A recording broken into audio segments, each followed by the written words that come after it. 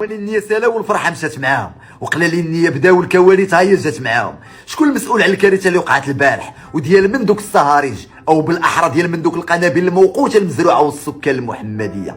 سؤال كيطرحوا كل مغربي هذا الصباح هذا، ديال من داكشي. ولكن قبل غادي نقول لك مبروك عليك السي فوزي القجع الانجاز التاريخي اللي حققته.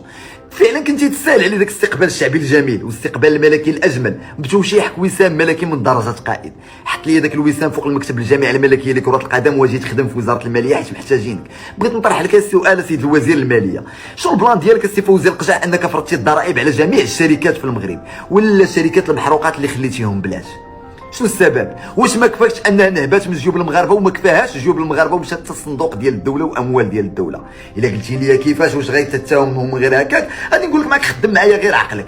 نهار بداو كيرتفعوا الاسعار وحاليا كاين استقرار عالمي في الاسعار ديال المحروقات، وانا اليوم كنتواجد في دوله ليبيا وغدا غادي نخرج باش نبين لك بان السعر البلان ديال الطوموبيل ب 1 دولار الشريف، 15 الدولار يعني 150 درهم كديهم من ليبيا حتى لتونس، كديهم من ليبيا حتى لتونس، وغدا غادي تشوفوا بالدليل داكشي. ولكن نرجع للبلاد حيت هي اللي كتهمني انا. علاش الاسعار بدات كترتفع وغادو كترتفع وكلشي ساكت؟ حيت اللي يقدر يهضر ويوقف لك البلاد هو الدينامو. وشكون هو الدينامو اخي اسرار؟ النقل والتنقل السريف، النقل والتنقل. شكون هما النقل والتنقل اللي خرجوا لهم الدعم اصراف ديال 8 شهور دابا هما كيعطيوهم من صندوق ديال الدوله؟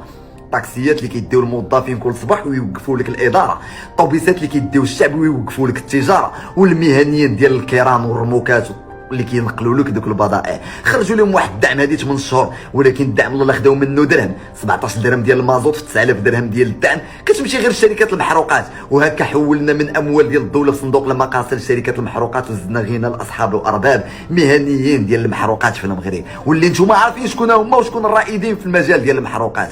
هادشي ما يمكن لي نقول عليه فوزي القجع عطيني شي تبرير علاش ما فرضتيش عليهم ضرائب، او بالاحرى في غاديين هاد الاسعار في المغرب غير مبرره. الا قلنا روتردام غنشوفوا الاسعار في روتردام كيفاش دايره، والدول الاخرى اللي كتشري حتى هي من روتردام وكتشري من السوق العالميه كيفاش عندها الاسعار. هاد الفضايح ديال قلالي النيه اللي بدات اليوم خصنا نفيقوا معاهم. وما يمكن لي نقول لكم على الفضيحه اللي وقعت في قطر، راه البارح وقعت فضيحه اكثر منها في فرنسا، خصوصا في البر الامان. واحد البر الامانيه اللي نحشم نقول لكم شنو دارت البارح وشنو دارت في فرنسا والهيلاله اللي دارت في فرنسا.